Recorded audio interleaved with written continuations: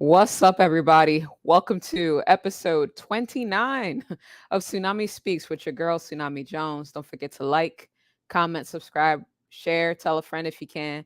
And that's how we're going to continue to grow this channel going forward and keep making headway to our goal of 500 subscribers and beyond. First of all, y'all can kind of tell by the background here, I'm not in my normal place. I'm not at home. I am in the hospital, and I'll get into that in a little bit here. But I want to start by saying thank you to each and every one of you guys that's been patiently awaiting my return. I know I've been gone for a minute. Y'all are some of the most kind hearted folks and loyal folks, which in essence makes sense because we're New York fans. And if there's one thing you could tell about New York fans is we're loyal. The kind hearted part, not everybody is, but a lot of you guys are. So I appreciate y'all. And I guess we have to be considering we're Jets fans, Knicks fans, Giants fans, whatever have you, Yankees, Mets. We've all experienced losing, except maybe the Yankees. We haven't lost quite as much, but I appreciate y'all. And lastly, with this, I apologize for getting much quieter on my socials during this time period, especially in the heat of the Zach Wilson, Mike White drama and all that. I had a lot I was going through at the time as well, so I just didn't have the spirit to really fight and discuss and chatter like I should. So sorry about that, but it wasn't just me being a sore loser or anything about Zach not keeping the job. I have two eyes. I was watching games. I saw what was going on. But that said, I wasn't gonna go too in depth about my absence and why I'm in the hospital right now. But being realistic with y'all, and some of y'all were asking and all that. I don't like holding secrets, so I'm gonna give you the real about what's been going on, but I'm not gonna talk about it for a long time because. But I'm gonna give y'all an update as far as what it is. For those of you who don't want to hear the sob story and the sad part of all that's going on, then feel free to skip forward. I'll have the hyperlink in here after this video is posted, so you can go from intro to the injury report and all that fun stuff. And of course, no hard feelings or worries about that. But that said, here's the real. So I was in the hospital for a little over 2 weeks. It was basically the week of Thanksgiving and bled into the following week and all that good stuff and not so good stuff. The shortest version is doctors found a mass. And they went through a full battery of tests to find out what exactly was going on, why it was going on, all that other stuff. And so admittedly, being in a hospital like this and not knowing what exactly is wrong or the extent of it, scary. And it makes you feel alone no matter who's in the room with you or who's not in the room with you. So yet again, that's why y'all's tweets and your comments and all the nice things that you guys said that you're praying for me and the positive vibes were so appreciated because, it's kind of how I felt at the time. But as far as the extent of this whole deal, after, waiting for 2 weeks, well, not 2 weeks, waiting for the first week, 8 days to find out exactly what the problem was, found out that your girl's got a lymphoma. But due to my age, and just my genetic history and all that good stuff, they're thinking I'm going to recover and get through this treatment pretty fast and just put this behind me. The curable, the curability and the recovery rate is really good for those that are in my bracket. So, your girl's just going to be grinding, like I've done all my life, and just get through this as best I can. So there might be a few shows that I might miss in the future just because of maybe not feeling the best, but I wanted to grind this out, get y'all one in today, and see how things go going forward. But I don't want any people to get really excessively worried or scared and all that because I got the best doctors here. And then, of course, I have the best doctor. For those of you guys who are Christians, that's what I am. But I appreciate the good vibes from the others and all that good stuff. But I feel really good about this, and I'm gonna kick this thing's butt because that's what I got to do. So yeah, that's really the extent of all of it. There's a bit more that I could go into, but I'm not gonna make this too long. But I will just tell you guys, basically every 3 weeks I'll be in the hospital. So kind of this is the timing of it, and I'm still in here, so I gotta, that's why I wanted to do this show first. But that said, now that we're done about that stuff, and oh, one last thing I will say is, for those of you who don't mind, please keep sending those positive vibes. Please keep praying for me, and the good and the pot and the comments and all that stuff. If y'all don't mind, that again, it means a lot. So, and I read them. I mean, I always respond very fast, but I read them and they mean a lot. So, thank you guys. Now that stuff is out of the way here. Um, Moving on to week 17. 17. I feel like I've been gone since week 5, but it hasn't been quite that long. It's been a real chaotic ride over the last 5 weeks. The Jets have gone 1-4 for the most part since I've been out of pocket. I think it's been about 5 weeks since I've been out, which really bothers the crap out of me. We've seen some highs, we've seen some awful lows during this stretch. I'll go over some of the numbers, but I'm not going to go over everything because you guys know what's going on. And I'm going to focus more on this game, of course. And most importantly, what matters is now we control our own destiny for the most part. That's pretty dope considering what happened the last 2 weeks. Didn't look like that was going to happen after those losses. We're still in the playoff hunt. We on the graphic. We there. We in there. Now we just got to win these games. Um, so yeah, especially with the fact that Miami and the Patriots are sputtering right now. They got a lot of injury problems. They got coaching problems with, if we're talking about the Patriots anyway, that's what I'm saying. Internal infighting, all that stuff going on. The Jets seemingly are starting to get a little bit healthier and coming close to each other. Well, not coming close, but the camaraderie is higher. The vibes are better. Um, from standpoint of the team and all that good stuff. So I'm feeling pretty good about that. So I'm gonna worry about the offseason when the offseason starts. So as far as Zach Wilson, Mike White, Aaron Rodgers, Derek Carr, all that discussion, you won't get a lot out of me in this episode, especially because I don't want to be on here but so long today, guys. See how my energy goes for now. But that said, we don't need to be looking at draft boards because we in the hunt. So let's go. So we're going to head on over to, of course, the injury report as we always do, because that's where I always like to start. Admittedly, the Seahawks reporting for the injury report, they lollygagged this, and it's one of the reasons I made this show a little bit later than I intended. I wanted to do it at 6:30, and I really wasn't able to do it at 6:30. So I am live, but I'm going to go out of pocket for 2 minutes for it real quick, guys. I hate to do that, but forgive me. I'll be right back and appreciate you guys.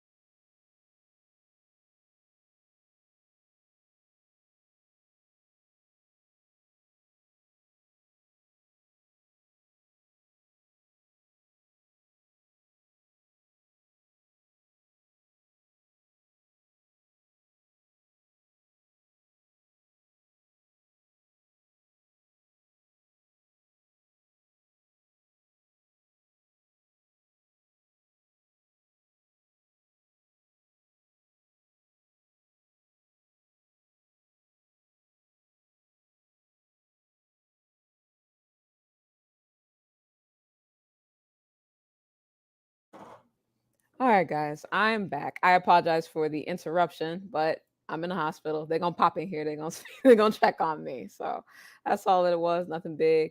Real quick to the comments. I just saw here, Long Beach Joe Jets. Thanks, man. I'll show you a comment real quick. Thank you. Thank you. Thank you. I will keep going and keep the content coming as best I can. It looked like I've been slacking. I know y'all were worried that I was never coming back, but I had to show up for you guys. Saint Dwayne Wilson. Thank you. Thank you. Thank you. Missed you too. Missed you doing this content for you guys. Like, this is something I always look forward to. So being away from it, not being able to talk Jets, whether we win or lose or tie, better not see any ties. But it hurts. So I'm glad to be back to talk to you guys. But I think I was talking about right before homie came in here was about this injury report. The Seahawks, I feel like, delayed their injury report hella late on purpose, but that's just me. I'll start with the Jets real fast because ours is a little less voluminous than theirs is. The IR, we have no new additions. Y'all already know who's on IR. We do have Jeff Smith and Brandon Eccles who have been ruled out for Sunday. Those are our backups, as you guys already know. So it just hurts our depth a little bit. But the good news is with that, we got Denzel Mims back. So I'm happier having Denzel Mims out there than Jeff Smith, even though Jeff Smith has made some plays here and there. As far as questionable, we have Nate Herbig, and he was just recently added. So this bothers me a little bit.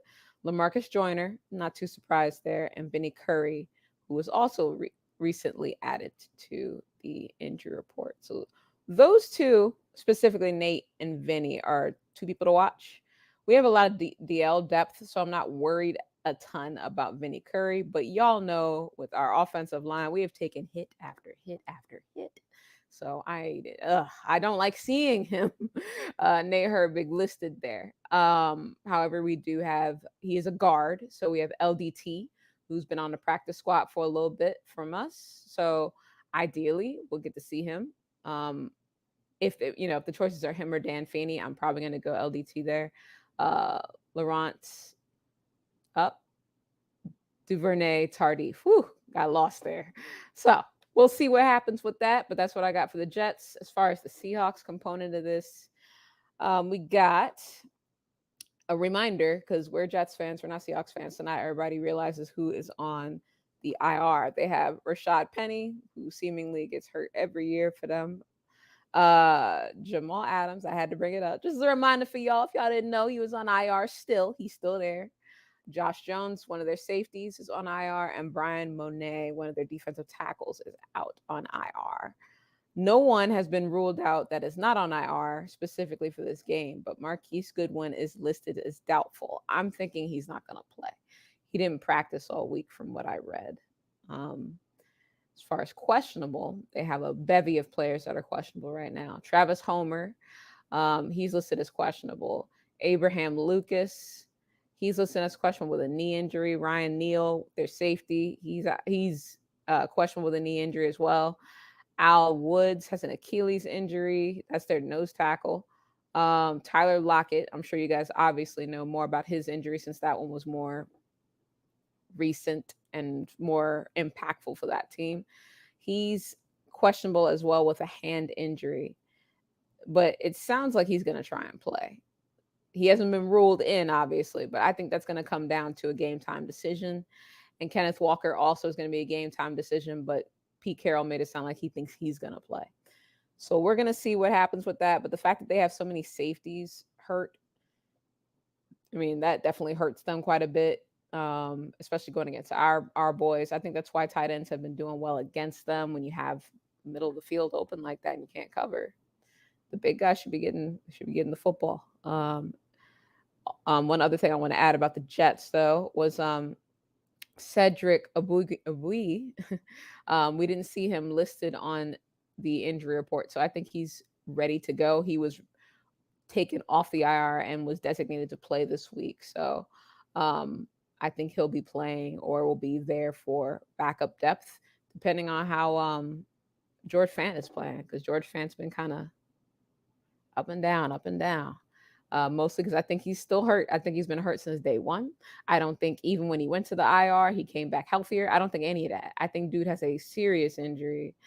I ain't trying to curse dude. It's just kind of what we've seen. He doesn't look like the same player he was last year at all.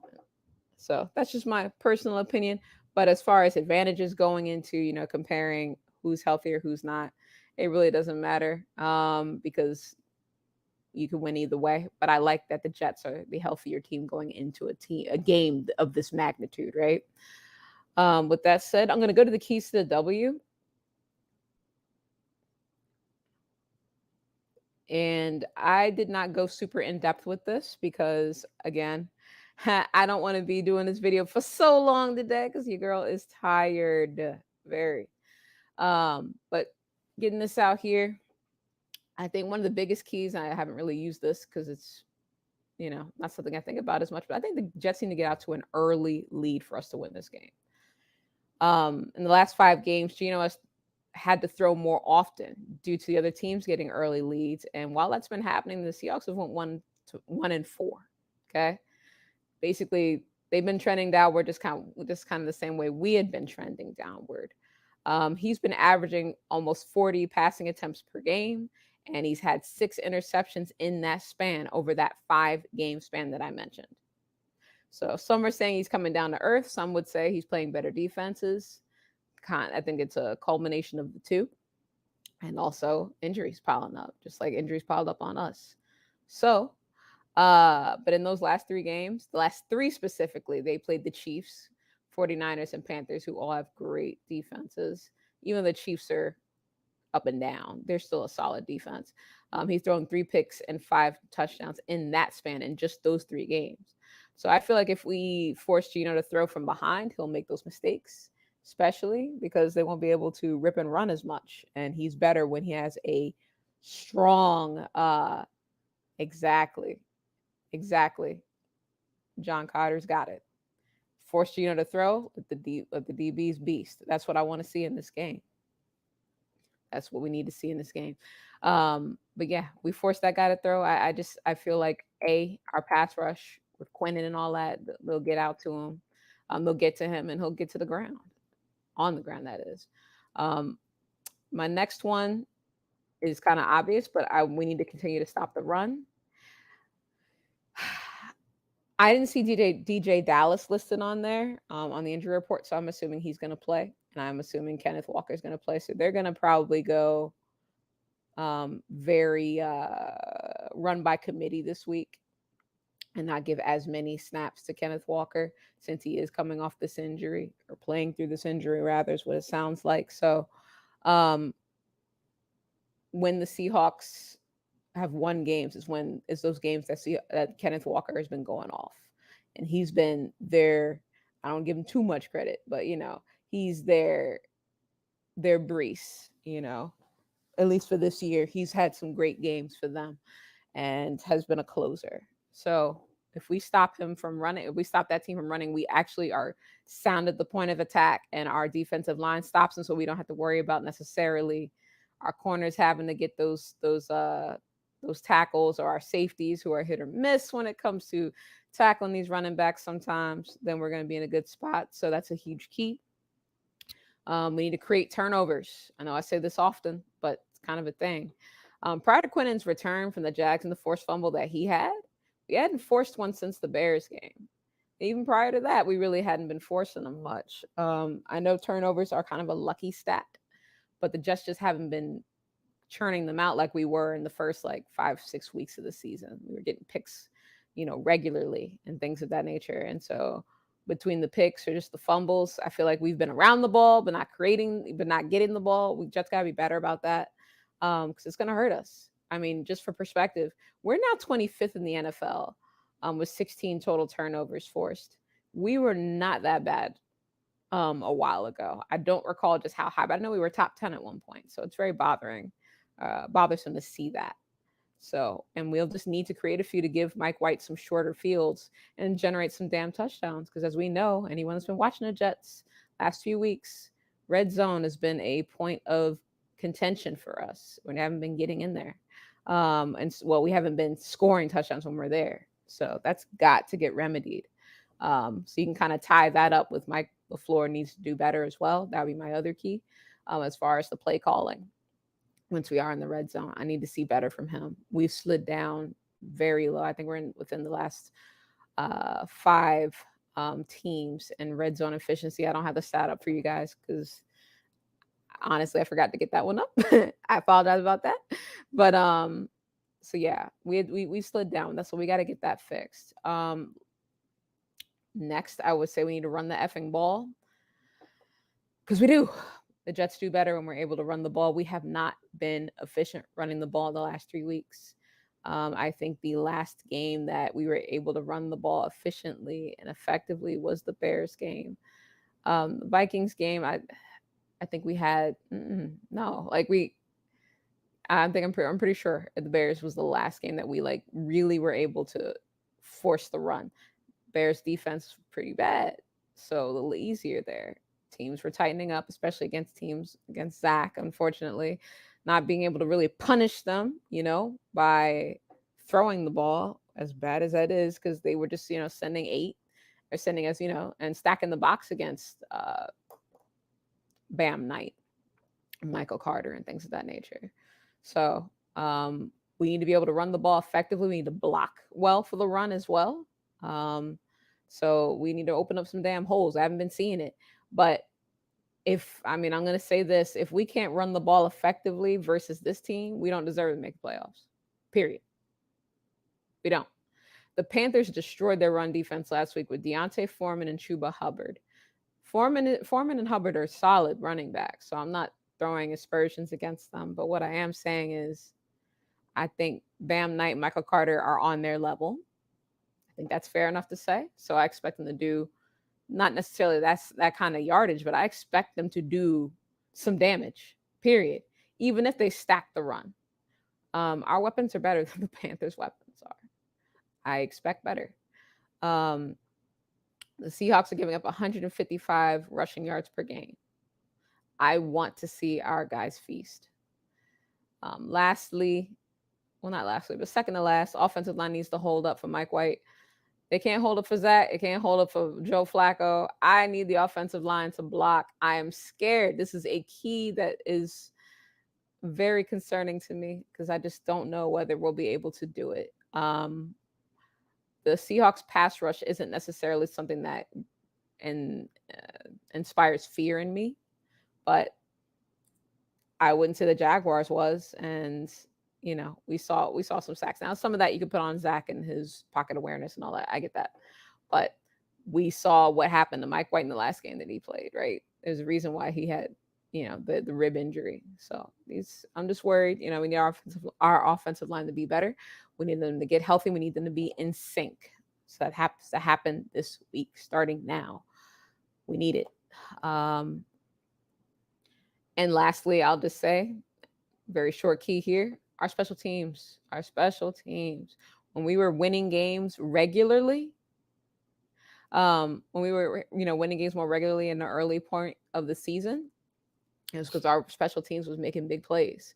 Braden Mann was doing much better with these punts, not these weird things and weird culminations that are happening. Dudes falling on the ground and all sorts of, we've seen some bad Braden Mann this year. But we've seen some good Braden Mann, so we know he's there. Greg Zuerlein had his one bad game. I don't even want to call it one bad game. I'll just say he missed that kick that could have allowed us to win that game against the Lions. It happens. But I need more. I need to see a special teams domination. I need to see a game in which they make a big play. And I know these guys can do that. We have one of the best special teams coaches, and I'm not seeing it. So I'm starting to wonder, like, come on, my guy. And to this comment here by John, thank you. With the red zone, MLF needs to get, Mike LaFleur needs to get the tight ends involved. Yes. And considering what the Seahawks have been giving up to tight ends, I better see Conklin and Uzama making plays in this game. It needs to happen because those guys are big, huge weapons that we have. Conklin needs to catch the ball. I'm still a fan of my guy. I just think he's having a weird year with drops. Maybe he's going to do a little bit better catching the ball with Mike. Well, no, in the Vikings game we threw to him too, and he had a rough game. I don't know if it's because he was back home and really wanted to win, and it got in his head. Because that was the team that let him go. I think that's realistic to think, but still, he's got to get that straight. Quick, fast, and in a hurry. But I ventured off a bit. So my point is, we definitely need to get those tight ends involved. I would expect at least 60, 70 yards between those two. I feel like that's low to say, but if we're going to run the ball as much as I expect, I'm thinking it's going to be like a game where we'll probably score, I would hope, at least 130 or something like that rushing yards and maybe 220 type passing yards. And we're going to move it around because that's how Mike White plays quarterback. He passes the ball around. He doesn't just get stuck on one particular wide receiver. All right, so something new I'm doing here is I'm going to go with a slightly different format. Normally I do the players to watch and I go here, Jets versus the other team. I'm going to go with key matchups this time. Specifically because it's easier and I think I can kind of get into a different level of discussion with it. So first key matchup I've got listed here is Quinnen Williams versus Charles Cross and the rest of the Seahawks starting offensive line. Charles Cross had actually a really good rookie year as their starting left tackle. They also have another rookie in at right tackle and a really young guy at their center position. I think he's a 2-year player. Their offensive line is very young, and there's some games that they've been blocking real well, and there's been some games where they haven't. Recently, they've been starting to struggle in protecting Geno Smith. So with that said, who's our best pass rusher? Even though he's supposed to just be our defensive tackle and do some pass rushing, but it's Quinnen Williams. He leads the team in sacks. He's very high up in the NFL defensive tackle wise and sacks anyway.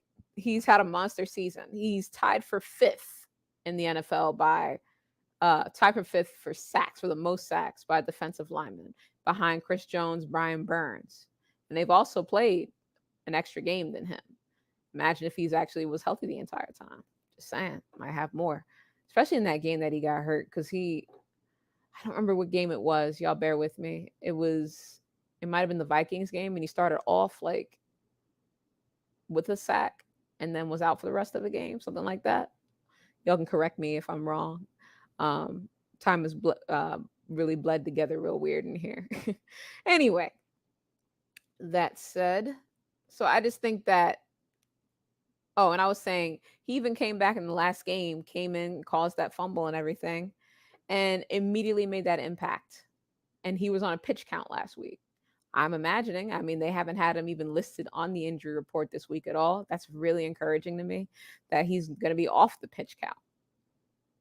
So a healthy Quinnen Williams versus anybody, I am taking my guy Quinnen, okay? So I'm hype as hell. I can't wait to see how he does this week. I cannot wait, and I'm sure you guys feel the same way. Next matchup that I am definitely looking at is Noah Fant versus our safety duo, LaMarcus Joyner and Jordan Whitehead. Covering athletic tight ends have been this defense's Achilles heel for some time now. You guys know it's been a struggle. It's been frustrating to watch here and there. So even no-name guys have had good games. Well, not no-name guys, but guys that you don't expect to have huge plays. I can't even stress it. Last week was a huge indictment, so I don't even have to really speak about it but so much. Evan Ingram looked like a young Jimmy Graham last week. 113 yards on 7 catches. Prior to that game, he was starting to get loose a little bit because he destroyed Tennessee. He had 162 yards and 11 catches against Tennessee. But Tennessee's also banged up as hell in their secondary. I did not think Evan Ingram would destroy us like that, and that was just shameful. And then you think about the Lions game when that dude Brock White, I think was his name, where he boogied on us and scored that touchdown. Y'all know that's a tight end. Yet another tight end. That was a backup's backup. Because it would be different if Hawkinson was still on that team. He wasn't because everybody knows he's in the Vikings now. But that guy, Brock Wright. I'm sorry. So that said, and then of course Dawson Knox. The Dawson Knox comment was a little bit different. But even when we played the Bills a few weeks ago, Dawson Knox was the leading receiver in that game, even though he only had 41 yards. We did a really good job defensively against them. They decided to run more than they did pass, run more often than they normally do versus pass. So you guys see the pattern. We give up those yards to tight ends. We just don't have a great bunch of cover guys when it comes to tight ends. So this is a matchup that I'm going to be concerned about because Noah Fant's pretty good. We'll see how often Gino throws to him. And then my next matchup that I'm concerned about is Kenneth Walker versus our defensive line, plus Jordan Whitehead. I throw Jordan Whitehead in there because he's, box safety, and he'll go in there and sometimes he'll lay the lumber on those guys. Oh, we got plenty of comments in here. Let me come up. Let me come talk to my peoples who are commenting. My bad. Blitz, blitz, blitz. Dwayne Wilson says, I'm with you there. Ashley Inc., thank you, my guy. It feels good to be back, and I will keep dropping that knowledge when I can. Worldwide L, let's go, sir. Thank you. Thank you for showing up to the show. And I am trying. Trying right the heck now so I can go home soon. I can't wait. And hell nah, I don't want Gino to beat us.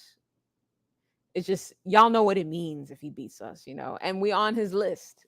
We gotta be, right? We're the first team that made a mistake, right? That wrote him off, right? Even though truthfully, I wouldn't have minded keeping him a little longer on the team, but I wasn't tied to that cat. So but thank you guys for joining the show and watching with me as we rock through the rest of this here. So yeah, in regards to Kenneth Walker and all that stuff, well, Jordan Whitehead and all that stuff. So he's a box safety. So my guy's going to come in there and lay the lumber on those running backs. So I like the hits he gets on them. He, generally speaking, Kenneth Walker was having a great start to his rookie season. He was battling Brees before Brees got hurt. He did taper off a bit though, like I mentioned earlier, because the Seahawks have been playing better competition, better running backs, better not running backs, better defenses and all that good stuff. And he's been totaling 109 yards in 3 games prior to when they played the Chiefs, and then he had 106 yards in that game. So that was like 38 yards per game or like that, something like that for three games until he played the Chiefs, essentially, before he broke back out. And like I mentioned earlier, he's banged up coming into this game, so we're going to see more of a timeshare between him, DJ Dallas, and Travis Homer if Homer plays. So we're going to see. I don't think he's going to destroy us, but I just don't want any game-wrecking plays by him, because that's what he does. He has that second gear, that third gear, that fourth gear. He can move a bit. Very fast kid. Like I said, I would say he's Brees light. He's not on Brees's level, but Brees light. When you see that guy in the open field, he's tough to tackle and bring down. And y'all know with our backfield, I get a little scary. Once you get beyond the defensive lineman, what's going to happen? If you get past Quincy and Jordan Whitehead, that's it. That's it, guys. Even though I do like DJ Reed, he's a very good tackler for a corner, especially a dude as short as he is. He does such a great job with that. And also, not to mention, our Jets give up 113.9 yards on the ground on average. If you look at the last 4 games specifically, Jacksonville had 147 rushing yards. Detroit had 107, the Bills had 102, and the Vikings had 128. We need to do better. Period. We better do better. Have to.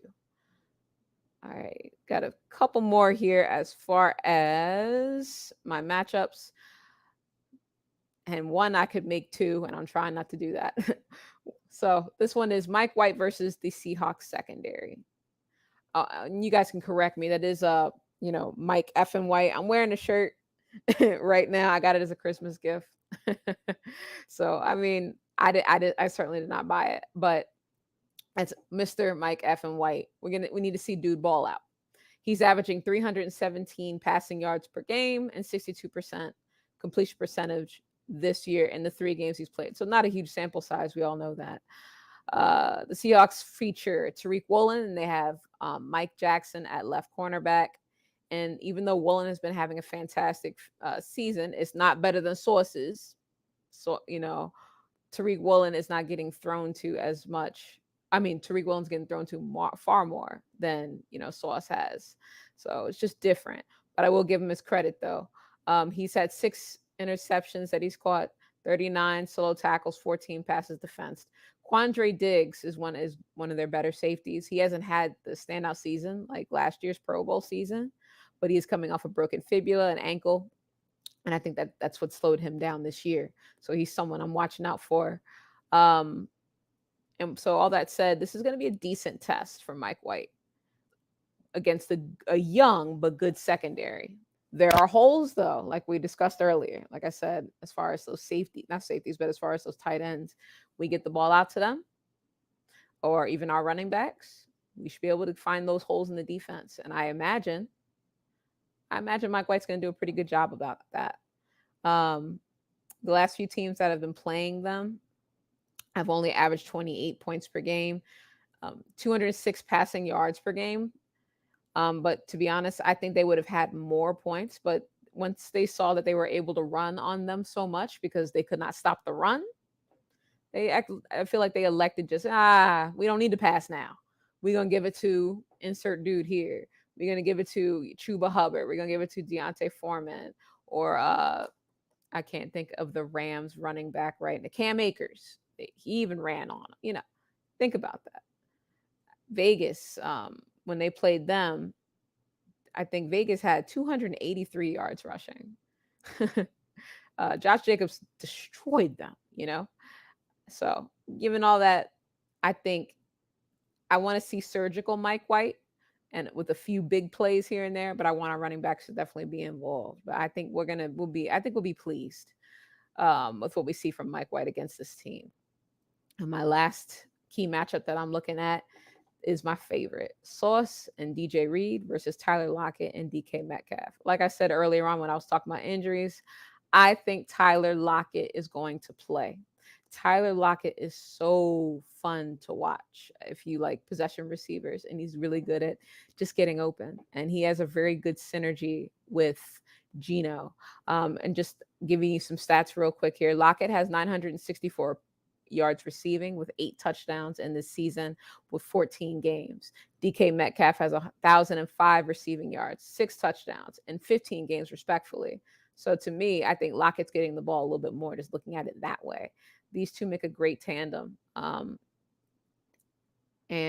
let's see.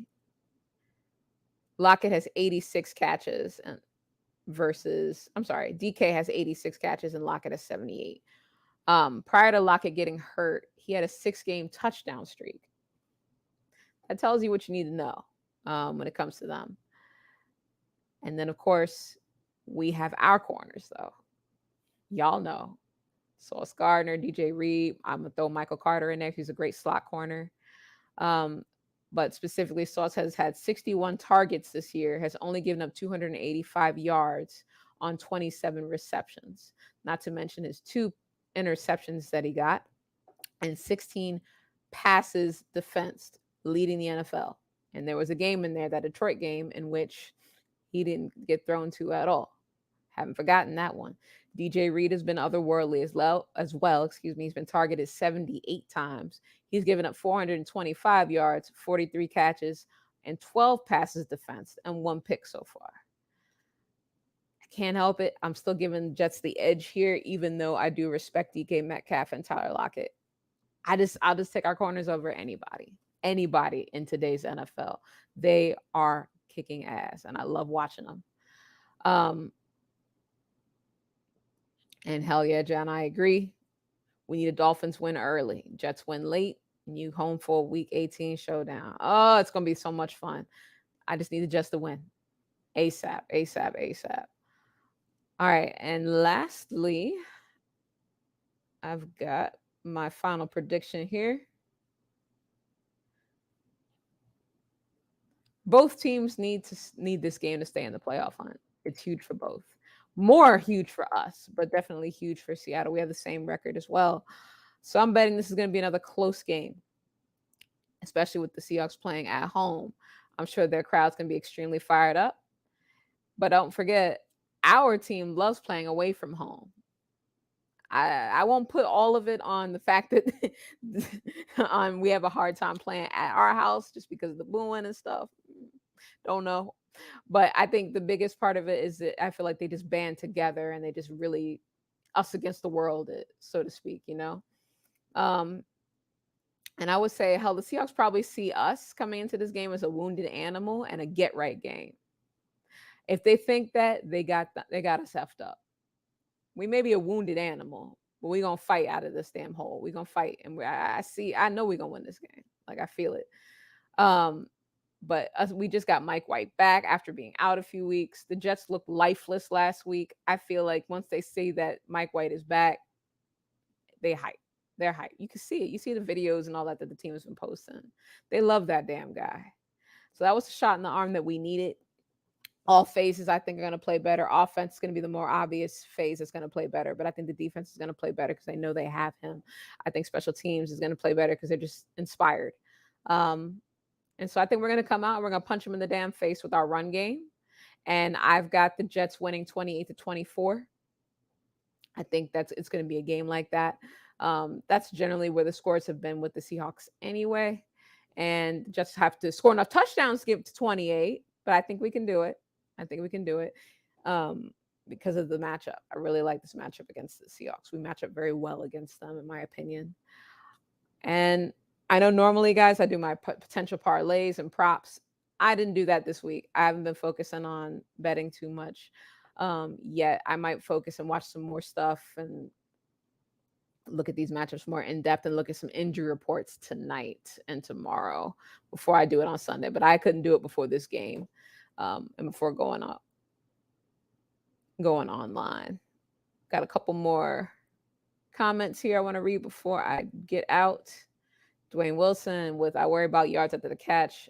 Sauce and Reed got to slow him down. Yeah, I'm a little worried, especially with Tyler Lockett with yards after the catch. DK too, because he's such a big body. So if he shakes you off, he can go. So that does scare me a little bit. So I think that's a fair concern. Dwayne, I like your score. It was a score I looked at, 24-20. I looked at that too. I just gave us the edge because I think we can score a bit better this time than we had with the previous matchups. Ashley Inc., what you got? I really like Gino, and he was better then. He is and he is better now than Zach. All right, I'll take that. We failed him, so I can see a giant chip on his shoulder all the way from LA. As he should, right? He should have a chip on his shoulder.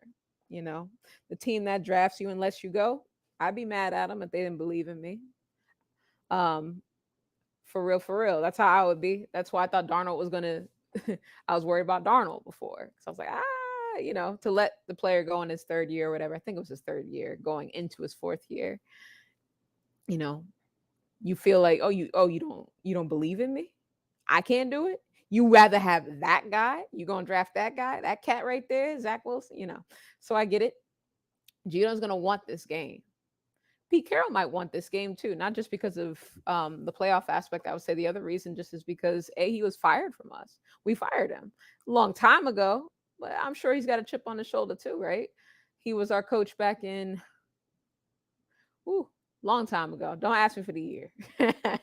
99, 2000, 2001, somewhere in there, right? So that's probably a factor too. It's going to be interesting. My guy, Jarrell, what's up? Salute.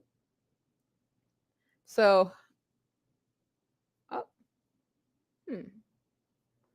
I'm the opposite of Worldwide L. I love the Giants, but cheer for the Jets.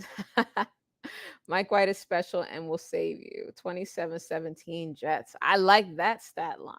Or that box score. That score, regardless.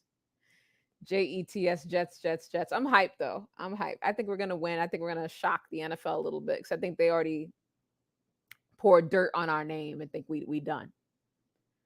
I'm pretty sure. But we'll see, guys. I am going to go ahead and end the show. I just realized I never even started the intro music or anything today. That's how off kilter I have been. But I'll get back into the flow and all that stuff a little bit later. I'm planning on doing a post game on either Sunday or Monday. Y'all forgive me on that, but I'll be being a guest on Sunday on Knicks, Jets, etc. So with that being said, I don't think I could do 2 shows in one day. I'm gonna try, but we'll see how I feel. But I love you guys. Thanks so much for watching the show tonight with me going live. Thanks for liking the video, sharing, and the stuff that you guys always do. Thanks for the comments. Thanks for the prayers. Thanks for the well wishes. Y'all are the damn best. I appreciate y'all. Salute and good night, and let's go Jets.